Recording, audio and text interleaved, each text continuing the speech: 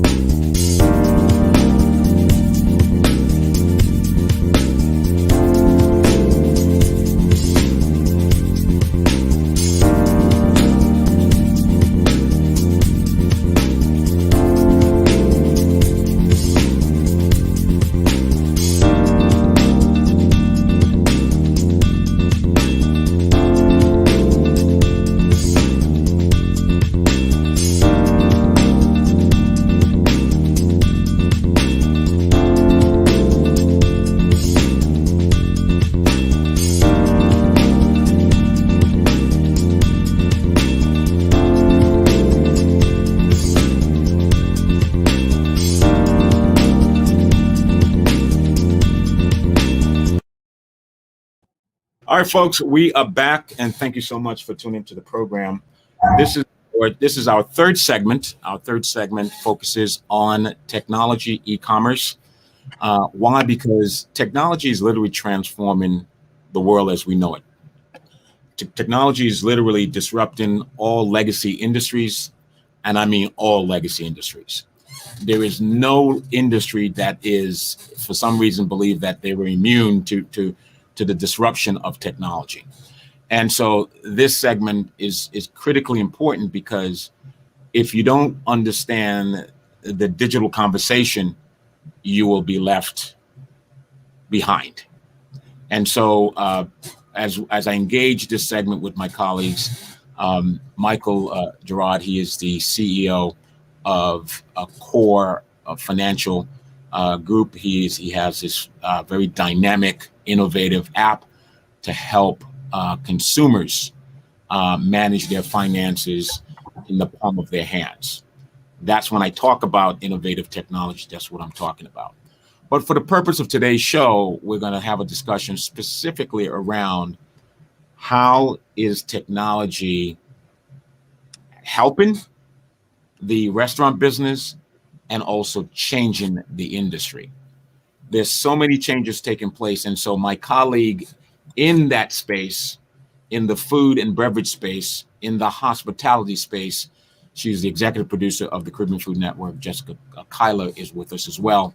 And so we're going to have a conversation just to kind of get her take and her sense as to really what's going on in that space, and really talk about all of the monumental changes that are taking place in that space. Let me just kind of give you real quickly some of the things that I look at when I look at the issue of the changes that technology is having on the business. So, for example, and this is just my personal experience as I'm out and about, socializing, entertaining myself, going out, wine and dining, etc. So, number one, these are just some quick references as to how technology is changing the restaurant business. Number one, I've been to a place where I place my food order and check out from an electronic menu kiosk in the middle of the dining table. The first time I experienced that was at Olive Garden in Miami. Here in St. Croix, the Buccaneer allows you to, at the Mermaid Restaurant, allow its customers to use a QR code to access the food menu at each dining table. Number three, restaurant menus app, curbside order and pickup. We're seeing a lot of that right now, where restaurants are using these menus, these apps, to do curbside orders and have curbside pickup as well. The first time I saw this was in Florida, in Miami. I was at a McDonald's. McDonald's now has kiosks to order your meal without having to stand on a waiting line for a cashier to place your order and then have to wait for your food. You literally have a kiosk where you can go place your order. Your order is sent directly to the kitchen. They put your order together, and you pay for your meal, and all you got to do is go up to the counter and pick it up. Number 5, food ordering and delivery companies like DoorDash, Uber Eats, Grubhub, Postmates, and Instacart, and Delivery.com, and GoPuff, and ChowNow, et cetera, are just some of the companies that are really dominating that space. Also, this is one, to me, this is one of the best benefits of technology. You know, before technology, before the internet existed, before, you had your smartphone, you literally had to pull out a paper map. Either you knew where you're going or you didn't know where you're going. You had to pull out the paper map, right? Mm-hmm. Now you have the geo mapping, like GPS technology, are great for finding and discovering restaurants, whether old or new. It's so helpful where on your phone, all you got to pick up what kind of food you're looking for, maybe the name of the restaurant chain, the name of the restaurant, whatever it is. It pops up in the search, the nearest restaurant near you. Okay. Then the other one is restaurant review and rating apps are very helpful to knowing others, how others have experienced or what they're saying about a particular restaurant, and as well as their services at their restaurant. Technology like Yelp, for example, is one of those companies. And so, Michael and Yvette, welcome to the program. Let's talk a little bit about what we're seeing in terms of the transformation. Michael, you're in the app business. You've developed, you've ventured into one of the most complicated space, the financial world, and you've created an app for that. Are you surprised to see how technology has changed, or is how it's helping restaurant business, or how it's changing the industry? Not completely, Tony. Not completely. My background is in information systems technology, and in that you learn very early on that technology is to be used as an enabler of our day-to-day living, right? And early on, you get to kind of see how technology, winds itself and grows within an organization. So I think what we're seeing now is just at a massive scale, very quickly, what technology was going to be anyway, right? If you think about AI or machine learning, you think about the value that can add to an individual. And I think we spoke a little bit about this in our last session last week, but you see how you can collect so much data and add that, value back to not only yourself, but your customers. So not too surprised. What I am surprised by is how fast it's been able to grow and how deep ingrained it is to our culture and our form of living today. Jessica, you've been in the business, you've been in the space, you have a background in media. Any surprises there? I mean, it's been great. I mean, I've been in the restaurants business since I was 16. So, we were writing our, on the carbon paper, putting it in the kitchen. So, technology has helped. And I did that for years. And all through college, I was still writing on the carbon piece of paper. You really don't see that much unless you're at like mom and pop restaurants here, on island and in the States. But, the point of sale, the POS system has helped tremendously in the restaurant business regarding, helping them with the profits. We would have to come in early on a Saturday morning and do inventory once a month to figure out how much food we had, if, hopefully food wasn't missing or something. But the POS system technology helps with keeping track of the inventory for them. It's amazing.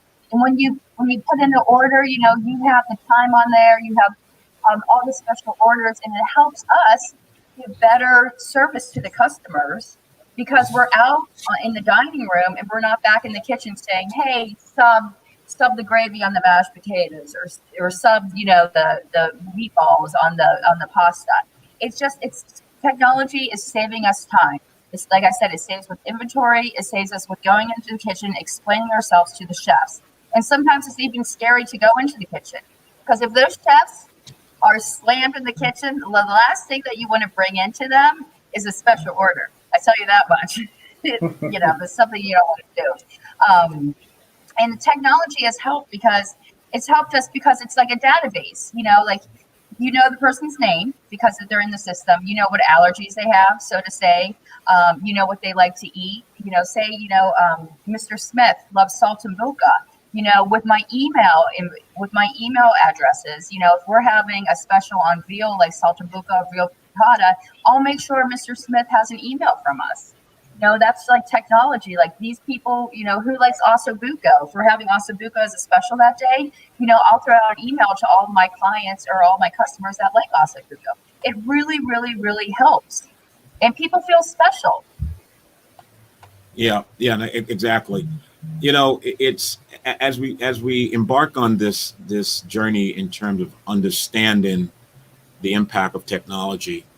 One of the in the data research that we've put together is from the smallbiztechnology.com, Mm-hmm. and they compile the list of how technology is changing the restaurant industry.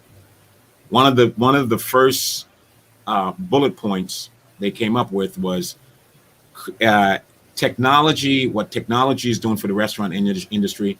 It says, number one, create new revenue streams. Charlie. Technology opens up new profit streams that were perhaps out of reach before recent years. In fact, technology can open up new profit streams that didn't exist just 10 short years ago. 10 years ago. What we're seeing today did not exist 10 years ago. Take delivery, for example. Sure, I mentioned this service has existed for a long time, but it hasn't always been a viable option for many restaurants. Startups like Uber Eats and Chow Now are changing all of that. How do you got? I have seen some pros and cons, if you will. But what I'm hearing specifically in the delivery space, that restaurants are pushing back a little bit because while there is economy of scale that comes with being able to have these companies, you outsource the delivery of food to your customer using these different, Grubhub and Uber Eats and DoorDash, is that you're now hearing rumbling and grumbling that these services, because these companies dominate that space, it's eating into their profit. What do you say about that, Michael? And then Jessica, I want you to kind of jump in yourself. Do you think? I guess how I should couch it is there a benefit to continue to outsource to an outside company, or we clearly see the benefit of delivery, and it says it's a revenue stream, right? So therefore, if you provide a delivery service, you can charge for that service. It's a revenue stream. But should that be controlled internally? Or do you guys feel that it should continue the path it is with DoorDash and Grubhub and, Chow Now, et cetera, et cetera? I think those apps, go ahead. Yeah. No, you're good. You're good. You can go ahead. I think those apps are amazing. It does eat into, their profit, but they're selling these restaurants, and it's amazing. And then it helps you on manpower. So you can have actually like more people in the house or in the kitchen, pumping out these dinner, these lunches to people. I mean, it does cut into the profit share, but I don't think it's huge. My concern is, the servers are affected by this. The people on the floor that are making those cash tips. People aren't coming into the restaurant much anymore, especially with this pandemic. So the servers are the ones that I think are really being affected with the income on this. Michael? No, I definitely agree with you, Jessica. I think it's a standard case of, we need to kind of catch up with technology, in my opinion. I think it's a disruptive technology. It's a new way of doing business. So I think for us, it's more about how do we find ways to make this work for everyone? Maybe it doesn't mean that everything stays the way it looks. Maybe some servers become drivers, which I've met some of them before. They said, well, I make more money driving for Uber Eats, and that works for them. And they prefer it because they kind of create their own schedule, right? So what you have is a situation where I think if you look at it solely based on how much you would make from an individual order, the math wouldn't necessarily make sense. But if you look at it more openly and you accept that just because they're part of this platform, now their services or the products are available to a larger body of people that they probably wouldn't be able to serve if they didn't have Uber Eats, right? So a lot of times you see their sales, grow 20, 30% over the course of just a few months when they start using these services. So I think at the end, it tends to balances out evenly. But I still think that there's some catching up to do. I think there's some things that restaurants can do to kind of pull more power towards their side. Because at the end of the day, you're really comparing one major company who's handling these deliveries versus many restaurants. So, I think it's a standard case of catching up with it. So, and I see Leon is in queue. He's in the studio. I'll pull him up once he opens up his camera. So if I'm understanding you correctly, you're okay with both of you agreeing that restaurants can benefit from that vertical of outsourcing to companies that provide that scale to be able to bring new businesses to these restaurants. Because even though there's a premium, right? There's a premium for working with Grubhub and DoorDash and Uber Eats and GoPuff. That the trade-off is that they're going to bring customers to you that you wouldn't have. Is that what you're saying? Well, yeah. If you think about it, they're doing some of the marketing for the businesses, right? Mhm. They have algorithms who that basically learn about the user. So, for example, every time I'm in Miami, Uber Eats knows what I like to eat. They recommend other places. And these are restaurants that if you really think about it, you probably wouldn't come in contact with if you just stayed with the traditional model of walking into a restaurant or ordering directly from them. And another thing that you have to keep in mind, is that I've seen businesses try to implement the delivery model, and it doesn't work because there's a lot of logistics that goes into doing delivery. You have to think about the order, paying that person, the car goes down, if they end up in traffic somewhere, and you have to deal with that other side. It's a separate, completely different animal on top of a restaurant that's very competitive in and of itself. Do you agree, Jessica? And Leon, please jump right in because I see that you're getting comfortable there, so that's good. Hi, Leon. Yeah, but do you agree that there is a certain dynamic that comes with uniqueness that comes with the logistics service, that for a restaurant to try to venture into that space can be problematic because they're not going to get to the point where they're going to always get to, I guess, overcome that. I'm not going to call any names, but I've heard some complaining of certain companies trying to do delivery themselves, and customers are not happy. They're not happy with that business providing, doing that business themselves, that service themselves. Jessica, Leon, do you concur that restaurants should leave the logistics of delivery of food to the experts, or is there room to coexist with the outsourcing and doing it themselves?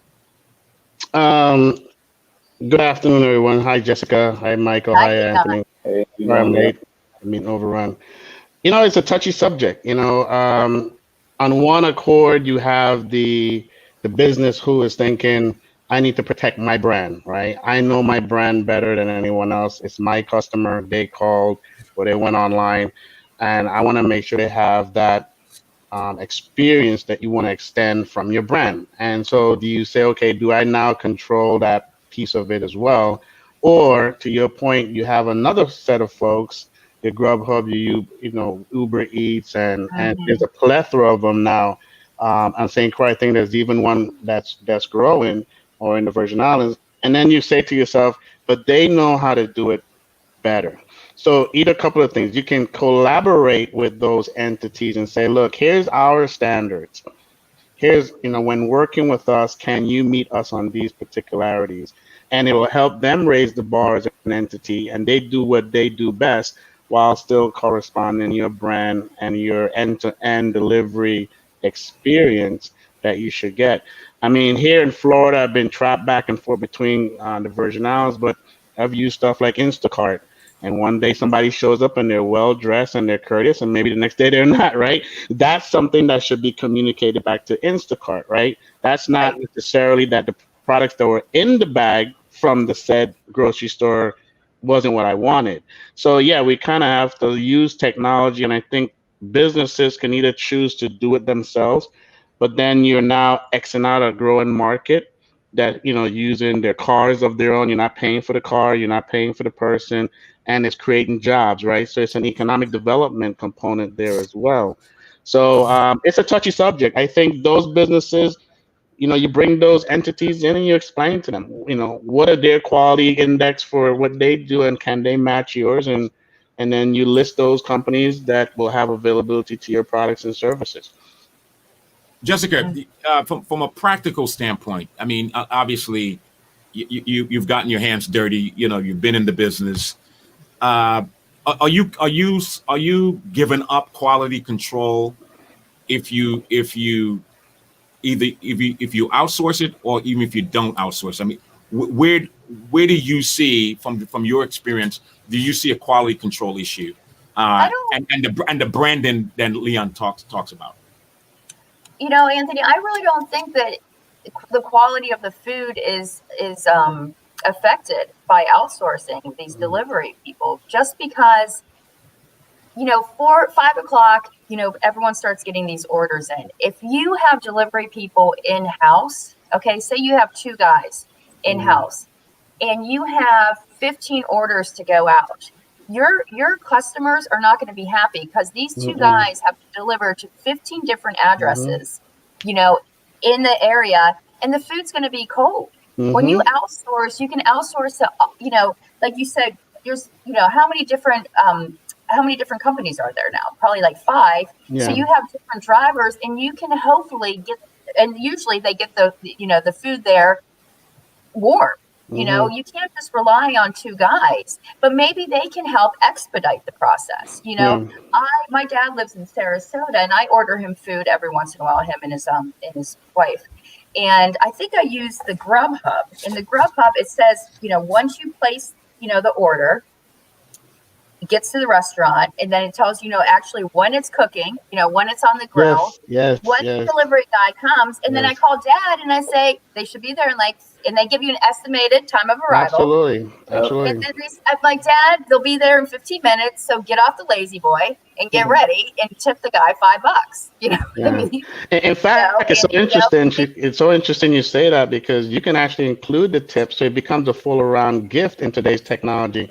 In fact, now with COVID, you can even pay an extra, what they call an expedite fee, right? So if you're really, really hungry and you don't want to wait the 45 minutes, they will bump your order to the top of the line, and you can get it in an extra 10, whatever, 5-10 minutes earlier than what the suggested time is.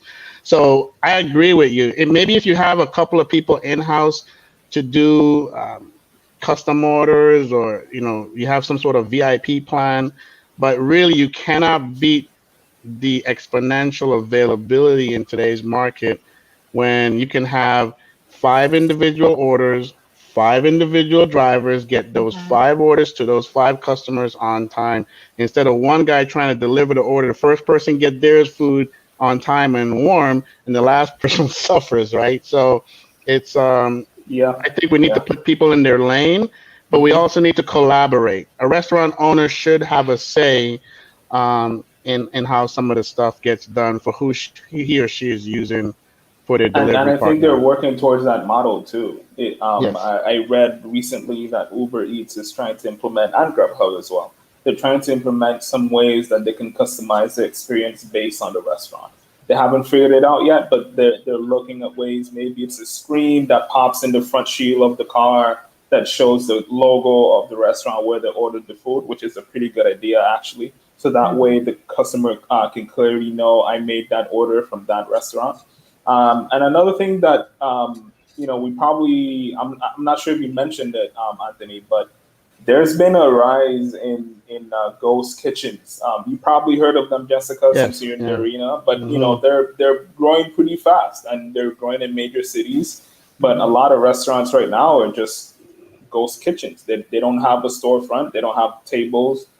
They don't have any servers. The servers that they would hire, now they're hiring them to be part of the kitchen, and help churn out food.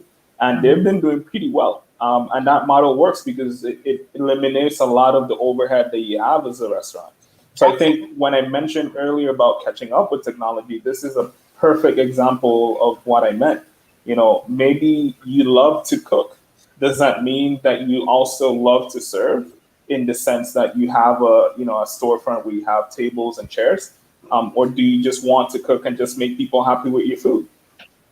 Yeah, it's Just how interesting. you look at it. Yeah, it's interesting. Yeah. A few years ago, I started a company called Shared My Spaces. It's actually, you can look it up. There's actually a URL still out there. It was registered in the state of Florida, but it was ahead of its time. And it would be that a company or a kitchen or a restaurant could share in the off times to people who needed a full-fledged kitchen to utilize for their own Love stuff. Well, obviously the liability was an issue, insurance is an issue. What if what if a person comes in and not really chef boy or again to burn the whole building down? But now with the inventory, what Michael is saying now, a restaurant that may have went out of business or can't do enough curbside or whatever can literally convert their kitchen to everybody else. And so there's all these, listen, remote and COVID, aside from the pandemic, it's really made the shift that was going to happen, but we kind of tipped the dominoes and things are falling into place. So to Michael's point, now how do you use technology for that, right? Because now that Ghost Kitchen needs to be in touch with the main website that's going to offset to the delivery system. So again, technology is really a player in making sure all of that comes all the way down to your phone, knowing the person is in your neighborhood about to knock on your door. So it's technology is everywhere as far as I see it. Yeah, Jessica has to go. Jessica, before you go, so you agree the consensus, at least on the item of logistics and delivery. And Obviously, delivery. But I love the art of dining. I love Yeah. going into a restaurant. I love the whole atmosphere of just dining in a restaurant. I love stemware. I love the linens. I love the people. I love the ambiance. I don't want that to get lost, through this whole technology thing, through this Yeah. whole pandemic thing. I've been in the restaurant business since I was 16 and I absolutely love it. So that's my only concern on leaving that out to you guys to talk about. The art of dining is something very special. And I think maybe I'll let you guys take it from there. And I'm sorry that I have to go. yeah, no problem, no problem. Great We'll having continue. We'll continue next week. Gentlemen, good seeing Great you. meeting you. Yep. So We'll we'll, be in contact. Have a good one. Thank you. we'll continue this conversation next week, Jessica. Okay, All sounds right. good. So gentlemen, so the consensus is there is a benefit to agreeing to outsource this. You don't necessarily have to relinquish or give up quality control, or it's one or the other, the chicken or the egg, quality control affecting my brand. But the issue though is someone has to pay for that. So are you both of you are in agreement that the deferring the cost or the carrying costs can be absorbed? The customer wouldn't mind paying that extra premium, because remember, we said the restaurants are saying that the service is great, but at what price? How much is eaten into my profit? So do we pass that cost on to the customer, where the customer understands they understand that if you want this is a premium, and therefore somebody has to pay for it. Yeah, I mean, we've kind of been seeing I think it. a convenience fee is fair. I mean, it's just got to be a fair convenience fee, right? I mean, it can't be something exuberant.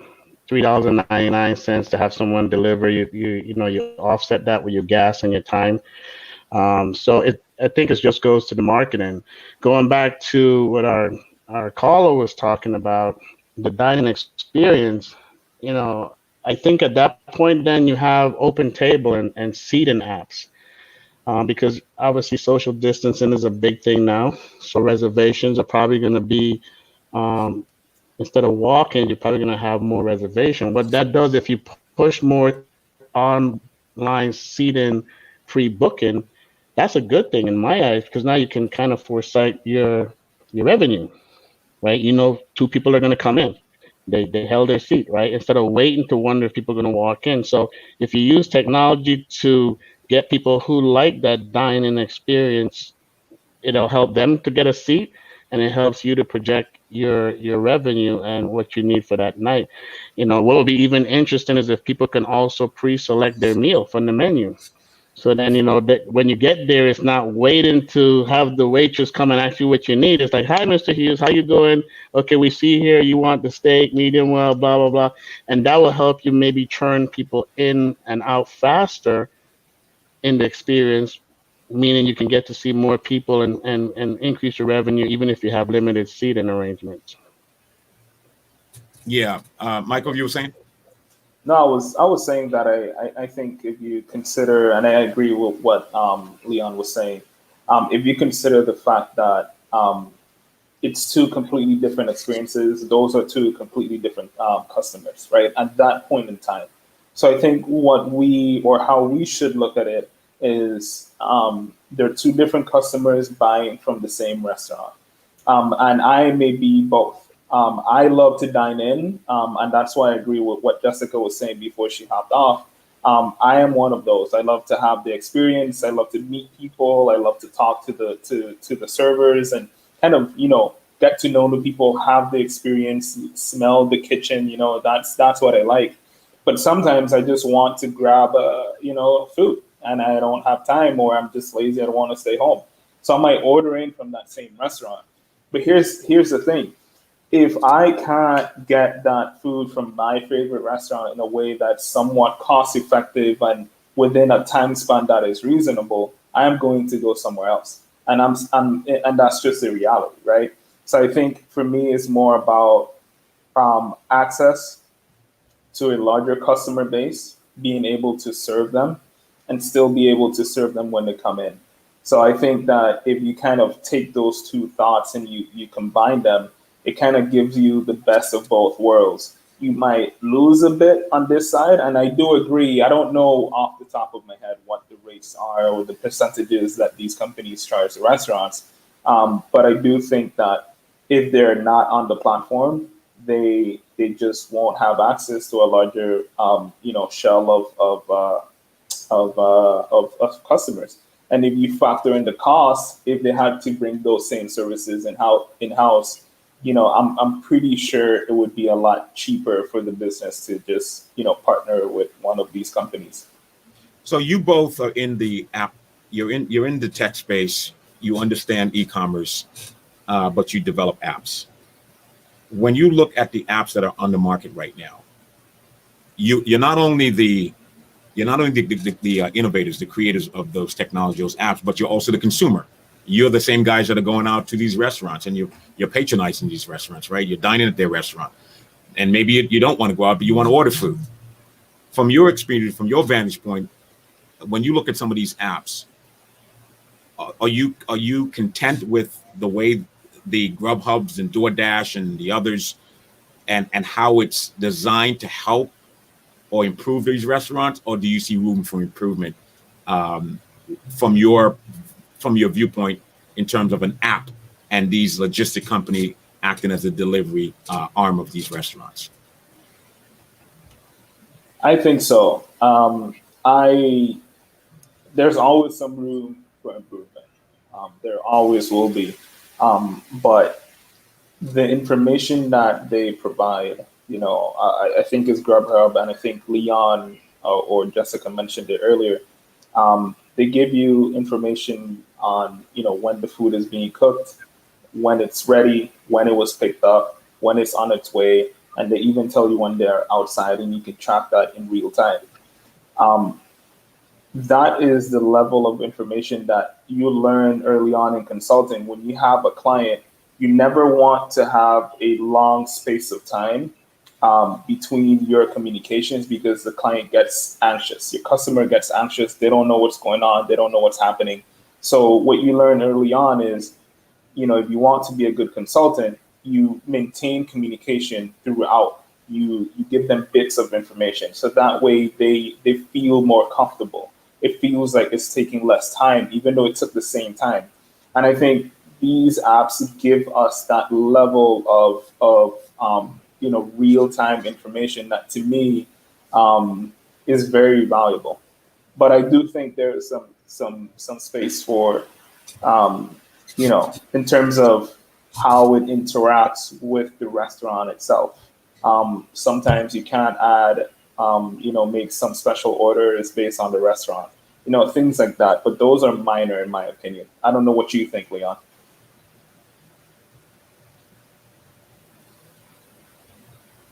Yeah, Leon, your mic is muted, Leon. Your mic is muted. Can't hear you. Can't hear you. Good afternoon again. So I use them all. I mean, I use Uber Eats. I've used Grubhub. I've used DoorDash. Um, and they have gotten better. And they're going to continue to get better, right? Right. There's COVID implementation in most of them now. Do you want it left at your door, or do you want it handed to you, right? That's huge.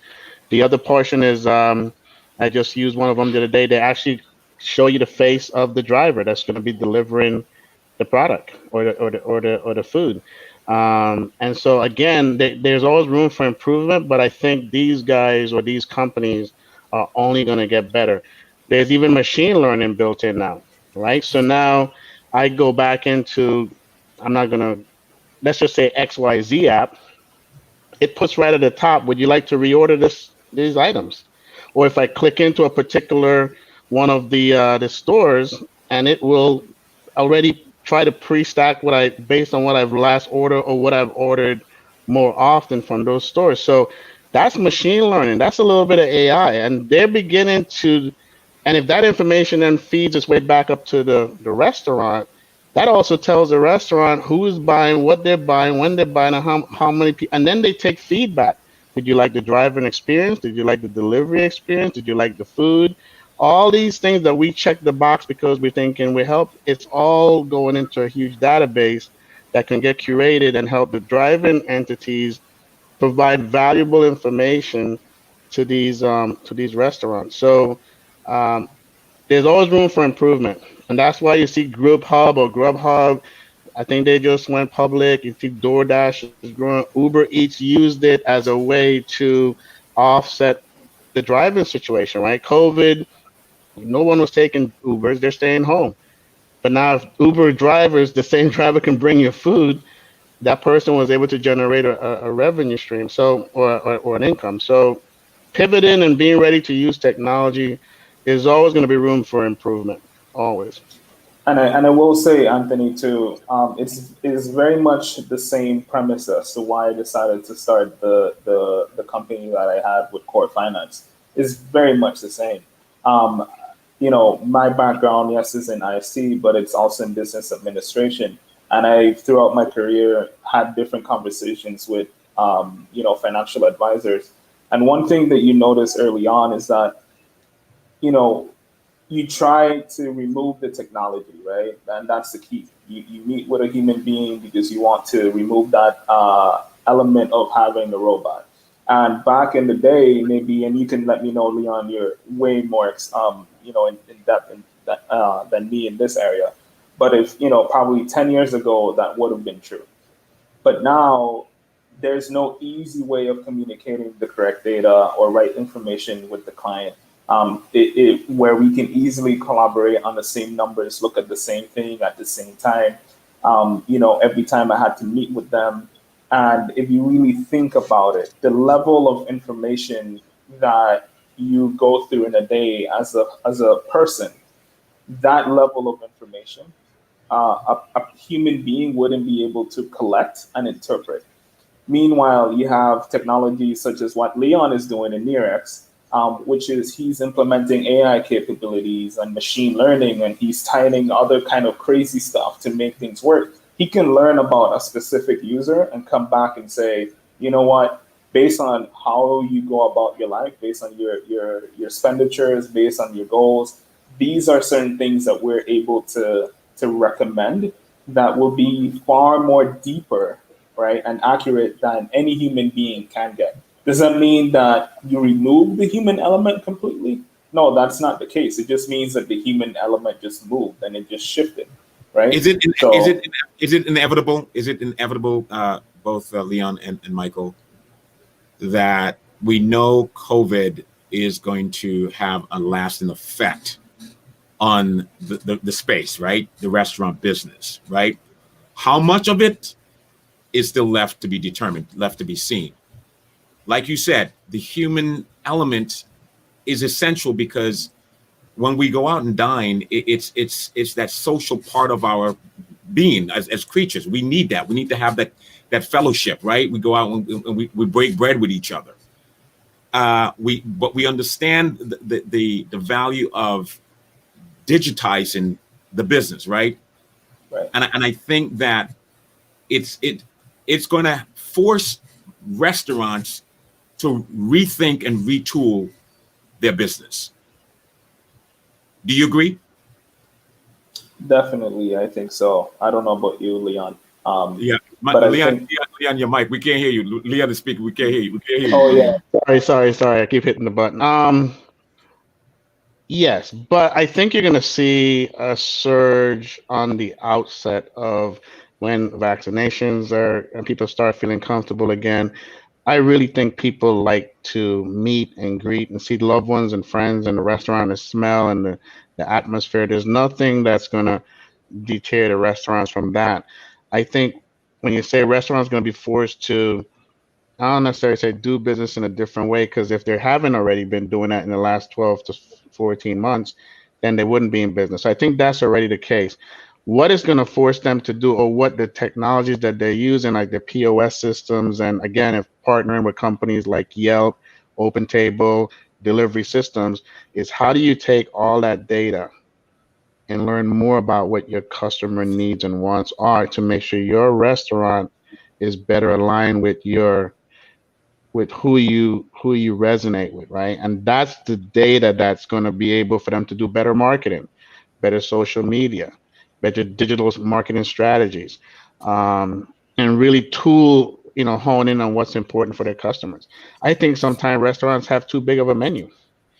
You know, you know, I go to some places and it's one menu it's one menu. The food's on the front and the drinks and the wines are on the back, and they probably do more businesses than someone who's opening pages and pages and pages of stuff, right? Statement alone told me that you're not a big fan of diners, because I, by virtue, diners themselves. I think you need to know your customer. You need to know your customer, your niche, and then when you look at it, you got stocking fees, you got purchase order, you got a chef has to have all the things that keep the food fresh. Again, that's just my opinion. But going back to the question, I think companies need to figure out a way how to look at the transactions that are happening within their business, and figure out how to reach their customers and make it able for those who are going to stay away. And then you're going to have a surge. People are tired of being pent up in their homes right now. So I think the restaurants business will come back. It's almost inevitable. So to your estimate, then, what we see now as a plus for restaurants partnering with the logistic delivery service companies are helping them because of the extenuating circumstances, the unique Correct. situation that they're dealing with. Correct. But when things return to normal, are we going to see a decline of demand for that level? Do you think it's sustainable? I don't think it's going to go back to zero, because you're going to have folks who are not going to trust the system for a few years. or they might say, but I think you're going to see a slight decline in some of the delivery systems, because that's going to get offset by people actually returning to the restaurant scenes. By what percentage? I don't know. But, like Michael said, I love going to the restaurants, sitting in my corner, COVID free, and just feeling the energy around you, right? So that's one time that I was in the restaurant that I didn't order, right? Super Bowl Sunday. I didn't go to Super Bowl Sunday because I figured it's going to be too crazy with people that I don't know is going to be coughing and yelling and screaming. So I just ordered food in. So it's really going to be, I think what's happening, people are going to have more choices. Technology is going to enable more choices. And we're really going to have to see later in this year when most of the vaccinations go out and more of the restaurants open up, how that's going to translate to them getting folks back into their facilities. I think it's a Michael, win-win. I think it's a win-win for a restaurant, because if 50% come in and 50% order, it's a win-win. It's not like 50% come in and then you don't have people ordering, right? Because that technology enables your business. So either which way it swings, if you can market to the folks based on your traffic and your business, you have a win-win situation. I think, so that's my thing. I Michael, don't do you see a agree? decline. I do for the most part. I just think right now for me, this is not necessarily the issue. For me, more of the issue is a lot of the blogs, vlogs, podcasts that talk about cooking from home and making the meal at home. That's actually where I would be looking at, because now you've had people spending more time at home, becoming more versed and skilled in the kitchen, feeling more confident in it. So that's where my mindset is at. In terms of ordering, there will be a decline for the delivery businesses for sure. Hands down, I really think that that's going to happen. But I think it's going to stabilize after a while. I think people are going to go back to their routines where they dine in, but they also find a way to, make some meals at home. But I think going back to your original question about, if it's inevitable, I think in general, not only in the restaurant industry, but I think in general, there will be a shift towards mass data consumption at a work environment. I think it's going to look a bit different. A professional is going to look very different than it does right now, maybe 15 years from now. So is it going to be then that these logistic delivery companies, restaurants utilizing their apps, that when things return to normal, and if we go with Leon's assumption, or the ideal scenario is 50-50, it goes where you have 50% people are dining in and then 50% are taken out. But what I am hearing from both of you, that the business model itself of just delivery by itself it's not going to maintain as it is, because they're going to be forced to diversify their offering, because the volume is going to be different, the demand is going to be different, and so they're going to be forced to now have to venture into or do value added something in partnership with the restaurant, or completely just branch out into something completely different. Yeah, Well, I again, actually think I go actually ahead. think that if you look at the companies right now, Uber Eats, Grubhub, they've been operating before the pandemic, right? And Correct. they've been doing Good pretty point. well. Good point. Good So point. I don't think they might want to introduce some features or something just to entice the restaurants for people to go or use their services, maybe, but they're doing pretty well without the pandemic. And I think right now the pandemic just kind of like put some extra wind under their wings. But Mhm. I think overall, I think they're gonna do fine. They're gonna be fine. And I do think that the ratio might, for a short span of time, maybe 6 months to a year, the ratio might be more like 75-25. I think 25% of the orders might come from, the delivery services, and 75% of it might be in-person dining. If you look at social media, a lot of times what you see is people saying, "I miss this, and what they miss is the experience. Yes, they've been eating the food all along. They miss dining in. So I think there will be a short, time where their business might take a very sharp downturn when things open back up. But I think overall, I think they're going to be fine. Yeah, I Do agree you with you. I agree with you. I think you had folks doing this. Maybe they were on a curve with some slight growth, and then COVID, they peaked out, right? And Yeah. they're gonna ride high until things bounce, and then they'll kind of come back down. Maybe not at the same level that they were before, but I see a little curve, and then they're gonna balance out. What's going to happen to those companies who already, even before the pandemic, was pivoting into other areas, and I've seen it even more now. You got Uber truck people who are with a pickup truck can go pick up stuff from Home Depot for somebody who doesn't have a Uber truck. You got all this other stuff that's happening. That's I was an Uber driver today, and he's picking up packages and stuff. So when the restaurants, I think you're going to see the restaurants are going to control a lot of the food as long as they get the balance and they're working with Open Table, Yelp, their personal websites, their POS systems. They aggregate the data, they learn what they're doing, whether they're doing the delivery themselves, a third party, or bringing the restaurant back to life, they will stand on their own. Food is something people always resonate with. You're always going to want to eat out. You're always going to want to go out for an event, specialties like that. So they just got to use the data that they have and maximize on it to better serve their customers. let's leave it right there because I mean we only have a couple of minutes. But here's what food for thought next time we come back. Is there, because remember the first bullet point said the technology as it relates to the delivery service is an added revenue stream for them. Now, obviously, if you source that out, you're gonna have to. It's a price you're gonna have to, sort of pass on to somebody else. So you're not really making money from it because the outsourcing company is the one that's delivering and they're charging the service.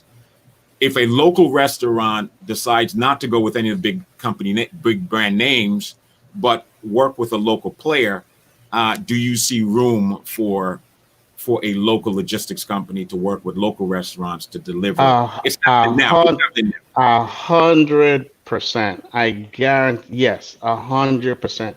If you have a local player who owns a particular market, a group of zip codes, a city, a town, and they build that business brand locally at a cost effective that they don't have to compete, or they can come in at a tier less than the big boys. 100%, 100%. You do business more with someone you know, and if you have a local provider that knows your business, that knows Anthony Weeks' business, that knows Michael Gerald's business, and can provide those services at a reasonable cost, absolutely. 110. I think that's what you're going to see. That's the next probably spin up or that you're going to see is these local providers that can come into the tier, more concierge. Absolutely. 110%. 110%. And that's what And is Michael that was saying. There's and always room for growth. that's a revenue Uh-huh. share model, correct? That's a revenue share model, right? It's because Absolutely. right. So Absolutely. they're Because not you can totally. do more for a restaurant, and I'm not going to put out there because I know folks are probably waiting for the next little tip. But just think about what a local provider can do for you, in addition to serving up and delivering on your restaurant services, because they know your business. So I would rather have a one stop, right? So that's just my thing. But yeah, I think you're going to see a different tier of businesses popping up. All right, guys, an hour flies. When you're having great conversation, it goes by really quickly. So we're going to stop there. There's a lot to cover. There's never any shortage of material. Thank you so much, guys. Thanks a million for your contribution and your thought, critical thinking in this process, because obviously technology is going to be a major force going forward. And so I want to thank you guys for really helping small business to better understand that landscape. That's the value. That's the takeaway they're going to get from Tech Talk, because technology is literally evolving and transforming our lives, and businesses need to be prepared for that. And thank you so much for that. All right, guys, until next week, this has been Marketplace Reset, the segment number 3 on technology and e-commerce Tech Talk with Leon Hughes and Michael Gerard. And our colleague Jessica Kyler was provided her piece as well. We'll talk next week, guys. All right. All right. See you. Have a good one. Peace.